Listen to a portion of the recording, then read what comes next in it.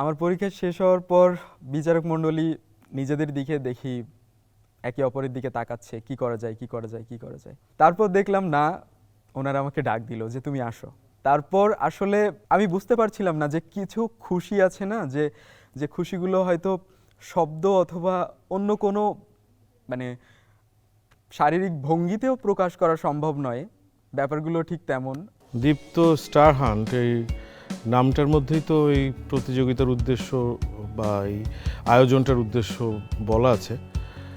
এখানে আসলে কিছু স্টারদের সার্চ করা হবে, স্টারদের কে খুঁজে বার করার দায়িত্ব নিয়েছে দীপ্ত।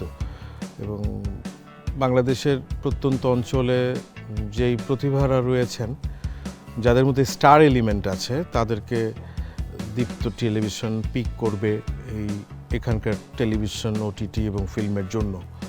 তো এই উদ্যোগটা আসলে আমি মনে করি যে যারা বিভিন্ন রিমোট অঞ্চলে রয়েছেন তাদের জন্য একটা বড় সুযোগ নিজেকে প্রকাশ করার। গ্রিন কার্ড পাওয়ার পরের দিন এখানে আসলাম এবং অনেকটা টেনশনেই ছিলাম যে এতদূর পর্যন্ত আসতে পেরেছি। 5টা মনোলগ আছে, এগুলোর মধ্যে যে কোনো 2টা আপনাকে পারফর্ম করতে হবে। পড়ে দেখলাম দুঃখ ছিল, রাগ ছিল, ভালোবাসা ছিল, আত্মবিশ্বাস ছিল এবং হাস্যরস ছিল। হাস্যরস দেওয়ার মতো যোগ্য আসলে আমি না। আত্মবিশ্বাস দেখে মনে হয়েছে yes, this I can do that. আত্মবিশ্বাসটাই বলেন আপনি, কিন্তু এইটা আপনি আপনার বয়ফ্রেন্ডকে বলছেন, খুব মিষ্টি করে বলছেন। শোনো, আমার কথা শোনো, তুমি আমাকে এত ছোট মনে করো না, বুঝেছো? আমি চাইলেই পারি, আমি জানি আমি পারবো। একদিন সবাই বলেছিল আমাকে, কি বলেছিল জানো? আমাকে সবাই একদিন বলেছিল যে আমি পারবো না, কিন্তু আমি তাদেরকে ভুল প্রমাণ করে দেখিয়েছি। আমি দেখিয়েছি তাদের চোখে আঙুল দিয়ে যে আমি চাইলেই পারি।